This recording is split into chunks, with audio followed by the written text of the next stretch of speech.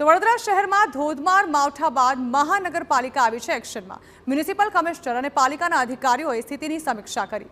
વિશ્વામિત્રી નદીના વહેણને અવરોધતા પરિબળો ચકાસવામાં આવ્યા। पर्यावरणના નિષ્ણાતોને સાથે રાખીને સ્થળ નિરીક્ષણ કરવામાં આવ્યું।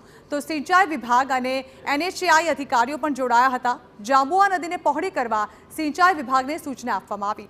તો હાઈવેના કાંસોની કામગીરી વહેલી તકે પૂર્ણ કરવા પણ આદેશ આપવામાં આવ્યા। ચોમાસા પહેલા વિશ્વામિત્રી પ્રોજેક્ટ પૂર્ણ કરવો તંત્ર માટે પડકાર છે।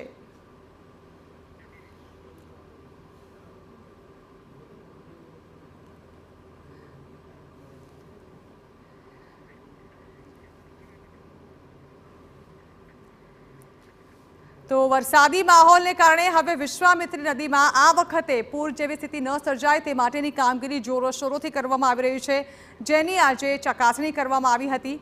વિશ્વામિત્રી પ્રોજેક્ટનું 50% જેટલું કામ પૂર્ણ થઈ ગયું છે, પણ આગામી 1 મહિનામાં બાકીનું કામ કેવી રીતે પૂર્ણ થશે તે પણ એક મોટો પડકાર છે।